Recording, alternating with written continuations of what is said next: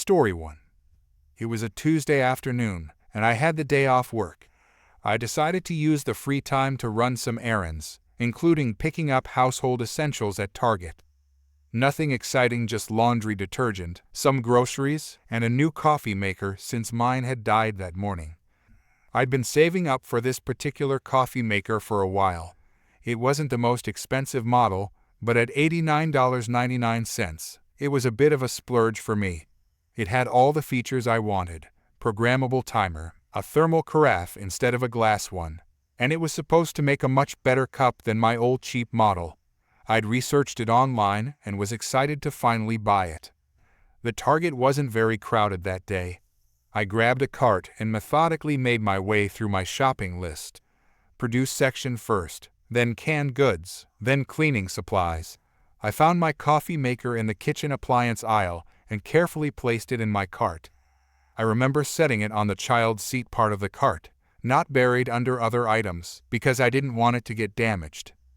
After picking up everything on my list, I decided to browse the book section before checking out. As I was scanning the new releases, I heard a slight noise from my cart, but didn't think much of it. When I turned back around a minute later, I immediately noticed something was wrong. My coffee maker was gone. At first, I thought I was mistaken. Maybe I'd moved it to the main basket of the cart. I quickly searched through my other items, but it wasn't there. I glanced around, wondering if it had somehow fallen off, though that seemed unlikely. As I stood there confused, I spotted a woman walking briskly away from the book section, holding what looked exactly like the coffee maker I'd selected. She was heading straight for the front of the store. I followed her, not quite sure what I was going to say. I wasn't 100% certain. It was my coffee maker. Maybe she had picked up the same model from the kitchen aisle. But something about her hurried pace and the way she had come from my direction made me suspicious. As I watched, she didn't head to the checkout lanes. Instead, she walked directly to the customer service counter. I approached slowly, staying a few feet behind her, and listened. "Woman, I'd like to return this." The cashier took the coffee maker and examined it. "Cashier, do you have a receipt?" "Woman, no, I lost it. But I bought it last week." The cashier turned the box around, looking for a Target price sticker or any indication it had been purchased. "Cashier, without a receipt, I can only give you store credit, and I'll need to see your ID." The woman shifted uncomfortably. "Woman, I'd prefer cash. I really need the money back." "Cashier, I'm sorry, but that's our policy for returns without receipts. Also, this doesn't have any stickers showing it's been purchased." "Woman, of course it was purchased. Why else would I be returning it?" I decided it was time to speak up. Excuse me, but that coffee maker is mine. It was in my cart just a few minutes ago." The woman spun around, her eyes wide. "Woman, what? No, it's not. I bought this last week." "No, you didn't. You just took it from my shopping cart while I was looking at books. I watched you walk straight here from there." The woman's face flushed red. "Woman, how dare you accuse me of stealing? I'm a regular customer here. I've been shopping at Target for years." By now, a small line had formed behind us, and people were watching the exchange with interest. The cashier looked uncertain about how to handle the situation. "Cashier, ma'am, did you purchase this coffee maker today?" The woman became more agitated. "Woman, no, I told you, I bought it last week. I just decided I don't need it anymore." If you bought it last week, why were you just carrying it through the store? And why did I see you take it from my cart?" "Woman, you're lying. You're just trying to get a free coffee maker. I want to speak to a manager." The cashier signaled to a nearby supervisor, who came over to the counter. "Supervisor, what seems to be the problem?" Before the cashier could explain, the woman launched into her version of events. "Woman, this person is harassing me and falsely accusing me of theft. I'm trying to return an item I purchased last week, and they're claiming it's theirs."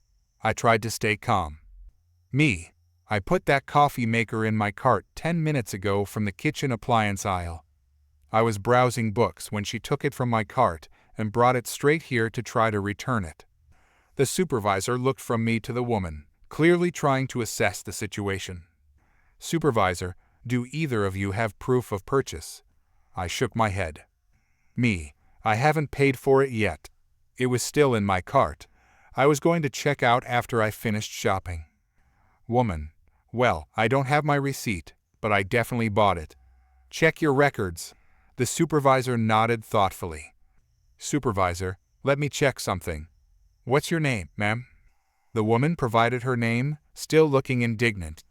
The supervisor typed something into the computer, presumably searching for recent purchases under her name or rewards account. Supervisor, I don't see any record of this purchase. Let me call security to help sort this out. The woman's demeanor suddenly changed. Woman, this is ridiculous. I don't have time for this. Just keep the stupid coffee maker. I'm leaving. She tried to walk away, but the supervisor spoke firmly. Supervisor, ma'am, I'd like you to wait here until security arrives. We need to resolve this situation. A security officer arrived promptly. After hearing both sides of the story, he suggested reviewing the security footage. Security officer, we have cameras throughout the store. It should be easy to see what happened. The woman became visibly nervous. Woman, this is harassment. I'm a valued customer. I spend thousands of dollars here every year. Security officer, it will only take a few minutes to check the footage. If you purchase the item as you claim, you'll be free to go. The woman's protests grew louder as the security officer led her to the security office. The supervisor asked me to wait at customer service while they reviewed the footage. After about 10 minutes, the security officer returned. Security officer, we've reviewed the footage. It clearly shows this coffee maker being taken from your cart while you were looking at books. The woman did not purchase it previously. The supervisor turned to me apologetically. Supervisor, I'm very sorry for the inconvenience. You're welcome to continue with your purchase. I nodded, still a bit shaken by the whole experience. Me, what happens to her? Security officer, she's being escorted from the premises and will be banned from shopping at this Target location. Taking items from another customer's cart with the intent to fraudulently return them is a form of theft. The supervisor added, we've had issues with return fraud before, but usually it's people bringing in items from home or other stores. Taking from another customer's cart is a new one. They offered me a 15% discount on my entire purchase for the trouble, which I appreciated. As I finished my shopping and finally checked out, I couldn't help but wonder what would drive someone to such brazen behavior. Did she really think she could get away with it? Had she done this before successfully? On my drive home, I realized that if I hadn't happened to turn around when I did, or if I'd been more engrossed in the books, I might never have noticed the coffee maker was missing until I reached checkout. By then, she could have completed her fraudulent return and been long gone. The whole experience left me feeling more vigilant about my belongings, even in seemingly safe places like Target. Now I keep a much closer eye on my cart when shopping, and I've noticed others do the same. It's sad that we have to be on guard against such blatant entitlement and dishonesty, but I suppose that's the world we live in. At least I got my coffee maker in the end, and a story that my friends still find hard to believe whenever I serve them coffee. Story 2. The house had been in my family for 3 generations.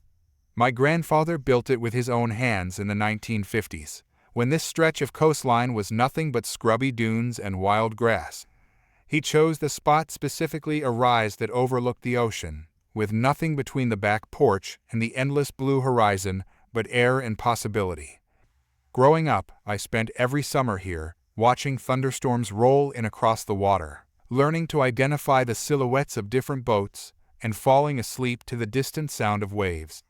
When my parents passed away 5 years ago, they left the house to me. It wasn't fancy by today's standards, just a modest 3-bedroom with weathered cedar siding and windows that stuck in humid weather, but it was home. And that view? You couldn't put a price on it. The neighborhood had changed over the decades. What was once a quiet stretch of family cottages had gradually transformed into a mix of renovated year-round residences and vacation rentals. Most of my neighbors were decent folks, either locals who'd been here as long as my family or vacationers who appreciated the peaceful charm of our little coastal community.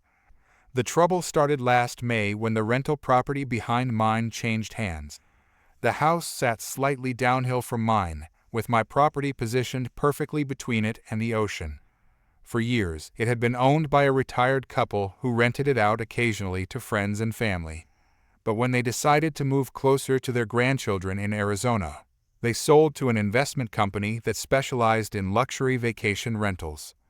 The company immediately began renovations, adding a third floor and a rooftop deck, presumably to catch a glimpse of the ocean over my roof.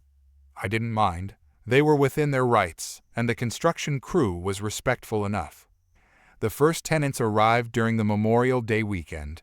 I was in my garden, planting the tomatoes that never quite thrived in the salty air, but that I stubbornly attempted every year, when I heard someone calling from the property line. "Excuse me. Hello? Homeowner."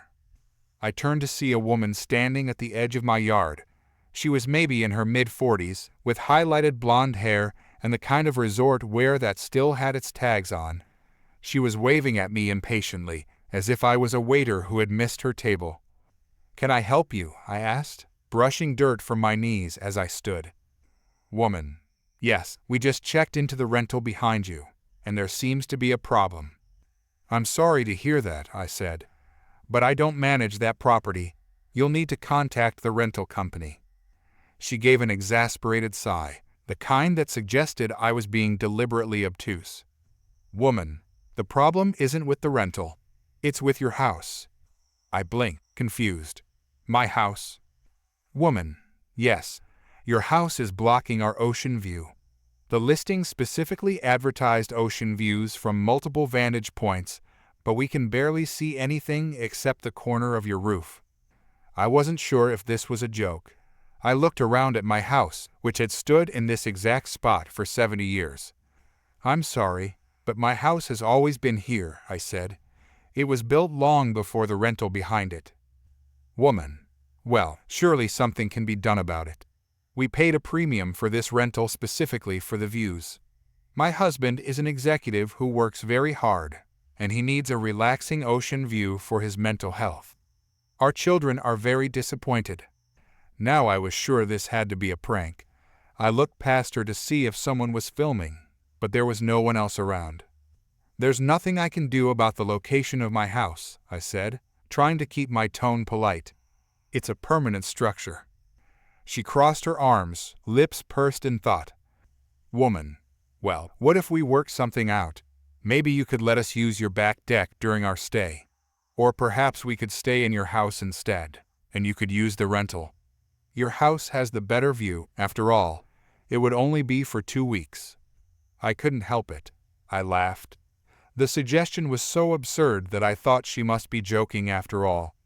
But her expression quickly hardened, letting me know that she was deadly serious. "I'm not giving strangers access to my private property or my home," I said firmly. "I live here year-round. This isn't a vacation rental." Woman: "Do you have any idea how much we paid for this rental? Over $6,000, and it's ruined because of your selfishness." My selfishness in having a house that stood here for 70 years? I was starting to lose patience. "I think you need to take this up with whoever rented you the property under false pretenses. It has nothing to do with me." Woman: "I'm going to speak to your homeowners association about this." "We don't have an HOA," I replied. "Most of these houses were built before those were common." She made a sound of pure frustration and stormed back toward the rental. I went back to my tomatoes, assuming that was the end of it. She'd either get over her disappointment or contact the rental company for a refund. Either way, not my problem. I was wrong. It was just the beginning. The next day, a different member of her family approached me while I was collecting my mail, a man I presumed to be her husband. He was more diplomatic but equally delusional. "Husband, I understand you and my wife had a misunderstanding yesterday. I wanted to see if we could discuss it reasonably. one homeowner to another. "There's nothing to discuss," I said. "I can't move my house, and I'm not letting strangers use it." Husband: "Look, we understand it's an unusual request. But my wife is very upset, and when she's upset, none of us can enjoy our vacation. What if we paid you $500 for unlimited access to your back deck for the duration of our stay?" The offer was so insulting, it was almost impressive. My property taxes on this oceanfront land were more than 10 times that amount annually. "The answer is no," I said firmly. "Please respect my property and privacy." Husband: "1,000. Then, that's our final offer." "It's not about money," I explained. "This is my home, not a tourist attraction. Please enjoy the rental you paid for and leave me in peace." He didn't look happy, but he left without further argument. I hoped that would be the end of it. It wasn't. Over the next few days, I caught their teenage children repeatedly cutting through my yard to get to the beach, despite the public access point being just a quarter-mile down the road. When I asked them to use the proper access, they claimed they didn't know it was private property despite the clear markers and the fact that they had to climb over a low fence to enter. Then, mysterious complaints started being filed with the local authorities. First, it was a noise complaint, even though I rarely played music and lived alone. Then a complaint about unsightly garbage on my property, though I kept everything meticulously maintained. Each time, bored-looking city officials would show up, quickly determine there was no violation, and leave. The situation escalated when I found the woman taking photos of my house one morning. Not casual vacation photos, but deliberate documentation, focusing on specific areas like the gutters and windows. "Can I help you?" I called out from my porch. Woman: "Just documenting the state of this eyesore for the city. If you won't be reasonable, I'll have to pursue other options." "This eyesore is a well-maintained historic home," I replied. "And you're trespassing. Again." Woman: "Abandoned properties can be seized by the city, you know? This place is clearly uninhabited and falling into disrepair." I stared at her, dumbfounded. I was standing right there, on the porch of my obviously occupied home, coffee mug in hand. "I literally live here," I said slowly. "You're speaking to me, the occupant, right now." Woman: "Well, we'll just see what the city says. This neighborhood deserves better than some old shack blocking everyone's views." She walked away before I could respond, which was probably for the best because my patience was wearing dangerously thin. The next day, I received a notice from the city that someone had filed a formal complaint claiming my property was abandoned and creating a public hazard. I had to laugh at the absurdity I'd just spoken with half the city officials during their investigations of the previous frivolous complaints. They knew perfectly well that my house was occupied and well-maintained. I called my friend who worked in the city clerk's office to get the full story. "City clerk? Oh, that lady. Yeah, she's been calling every department trying to find some way to get your property condemned. She told the building inspector you were operating an illegal hotel without permits. Then she told code enforcement that your septic system was leaking into the ocean. When that didn't work, she claimed the house had been abandoned for years and was a danger to the community." "That's insane," I said. "What do I need to do?" City clerk: "Nothing. We've already marked her complaints as baseless. But you might want to know this isn't her first rodeo. She's apparently done this kind of thing at other vacation spots. The rental company has had issues with her before, but they didn't catch it when she booked under her husband's name this time." "So what happens now?" I asked. City clerk: "Well, after her 5th false report, we issued her a citation for misuse of city resources. Each false report after that incurs a fine. She's up to 3 of those now, at $250 each. If she continues, the fines increase." I couldn't help but smile at the poetic justice. Her attempt to weaponize the city against me had backfired spectacularly. That evening, I was enjoying the sunset from my back deck when I heard a commotion at the rental house. Raised voices, doors slamming. When I went out for my morning walk the next day, I noticed their cars were gone, even though they'd only been 5 days into their 2-week rental. Later that week, the property manager for the rental stopped by. Property manager, I wanted to apologize for the trouble with our recent guests. They've been blacklisted from all properties managed by our company. I appreciate that, I said. Though I'm curious, why did they leave early? Property manager, after receiving $750 in fines from the city and learning that the amount would double with each additional false report, they decided the vacation wasn't worth it. They tried to demand a full refund from us for the misrepresented view, but their rental agreement clearly stated that views could not be guaranteed and might change based on weather conditions and neighboring properties. We shared a laugh over the entitled behavior, and the property manager promised to be more careful about screening future renters. The remainder of the summer passed peacefully. Occasionally, I'd share the story with friends or long-term neighbors, and we'd marvel at the audacity of someone thinking they could have a house moved or seized by the city simply because it blocked their vacation view. As for my house, it remains exactly where my grandfather built it, still catching the first light of dawn across the water every morning. The view from here has always been perfect, but now it's even better knowing that entitled behavior doesn't always win. And those tomatoes, they finally thrived that summer. Must have been all the extra fertilizer produced by my temporary neighbors. Story 3. I've been friends with the head bartender at the Rusty Anchor for almost a decade now. We met in college, stayed close after graduation, and when he landed the job at one of the most popular bars downtown, I became a regular customer.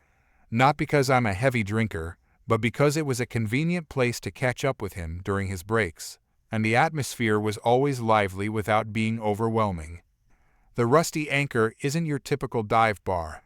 It's upscale enough to attract professionals after work, but casual enough that you don't need to dress up.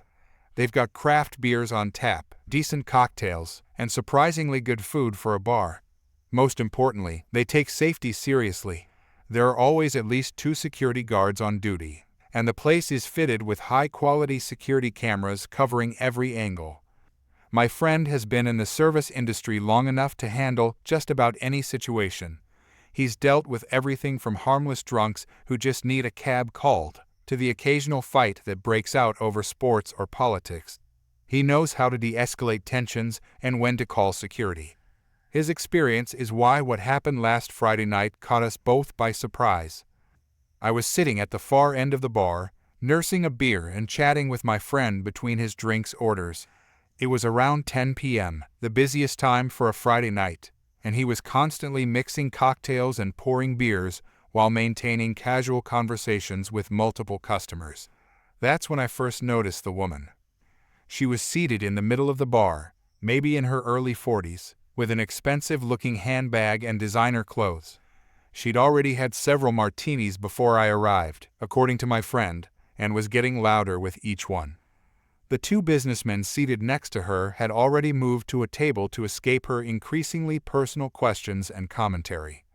My friend delivered her 3rd martini since I'd been there, along with a glass of water. "My friend, here's your drink, and some water as well. Make sure to hydrate." Woman: "I didn't order water. Take it back." My friend: "It's complimentary. We provide water to all our guests." Woman: "Are you saying I'm drunk? Because I'm not drunk. I know exactly how much I can handle." She pushed the water away, causing it to spill across the bar. My friend quickly mopped it up with a towel. My friend: "No problem. The water's there if you want it." He moved on to other customers, but kept an eye on her as he worked. About 20 minutes later, she finished her martini and waved aggressively for his attention. Woman: "Hey, bartender, another one, and make it stronger this time. You've been watering them down." My friend walked over with a professional smile. "My friend, I think you've had enough for tonight. How about some coffee instead? On the house?"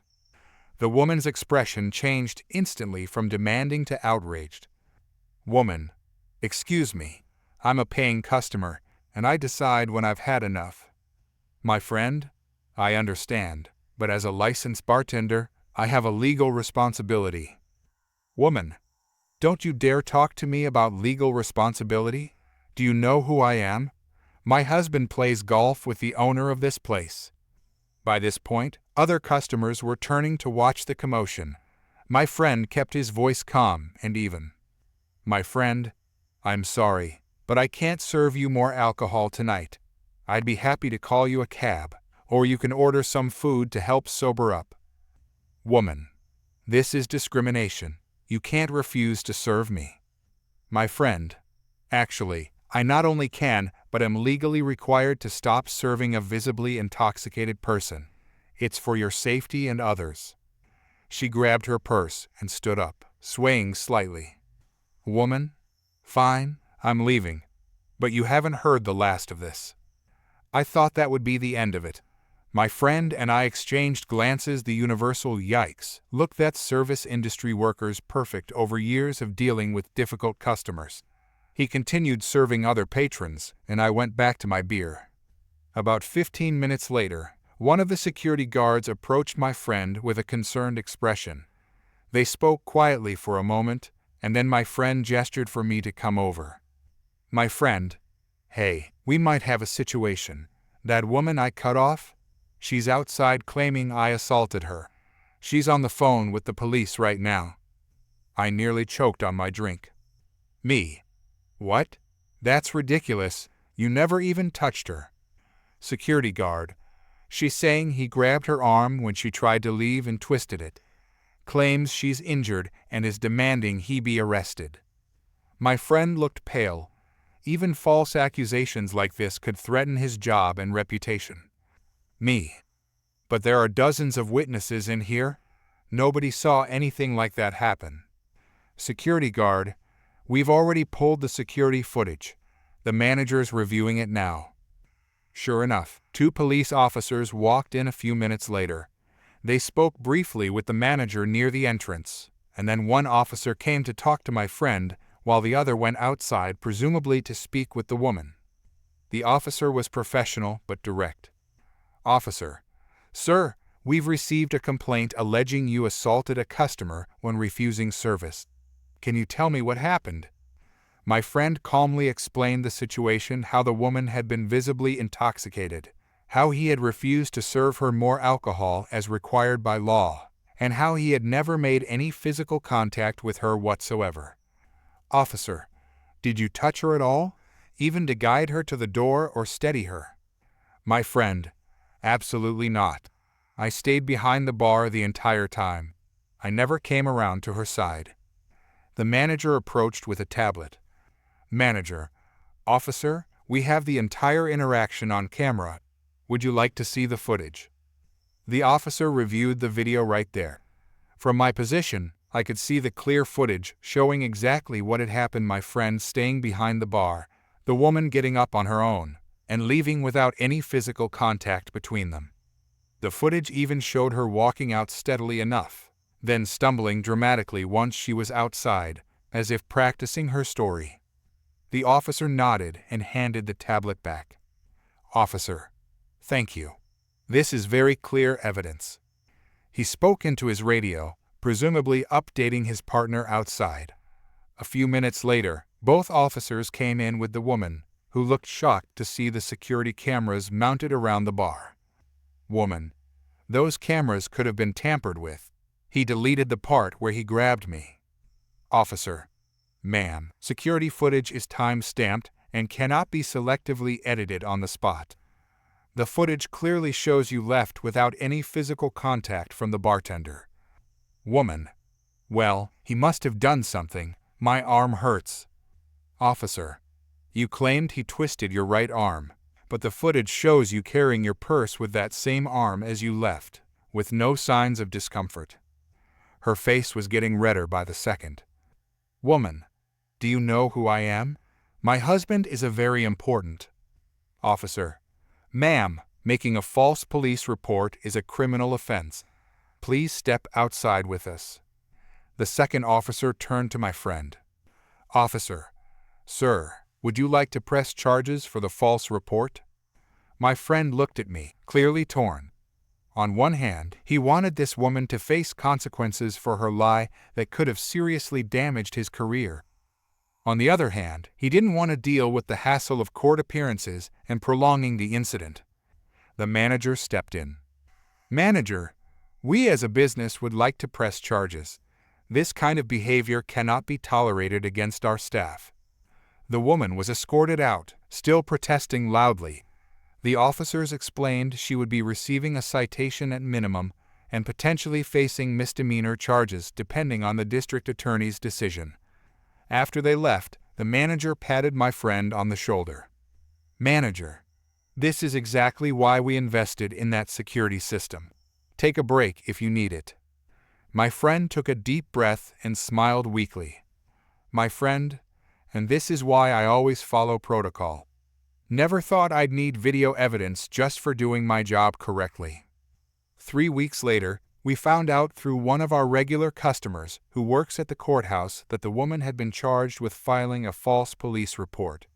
Apparently, this wasn't her first offense. She had a history of similar incidents at other establishments. The judge ordered her to pay a substantial fine, complete community service hours, and attend an alcohol education program. The rusty anchor banned her permanently, of course, and my friend, he got a small raise and an official commendation for handling the situation professionally.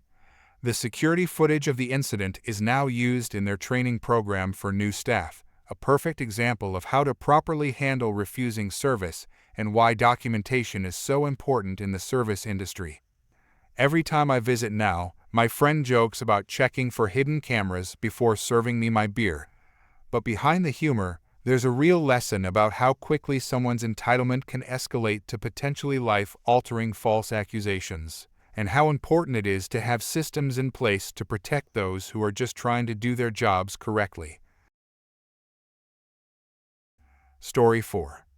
I've had my dog for 4 years now. He's a golden retriever named Well. I won't share his name, but he's the sweetest boy you'll ever meet. He has this calm, gentle temperament that makes everyone fall in love with him, and his training is impeccable. People often comment on how well-behaved he is, especially at the vet's office where many dogs get anxious. Last Wednesday, I took him for his annual checkup and vaccinations. The waiting room at our vet clinic was busier than usual. Several people with their pets were waiting to be called. I checked in at the reception desk, and we found a seat in the corner where my dog could lie down comfortably. While we waited, a woman with 2 young children walked in. The kids immediately noticed my dog and started pointing excitedly. Their mother looked over, and I saw her eyes widen slightly. The woman approached me with her children trailing behind her. "Woman, is your dog friendly? My kids would love to pet him." I get this question often, and I don't mind as long as people ask first. Me, yes, he's very friendly. Just approach slowly and let him sniff your hand first.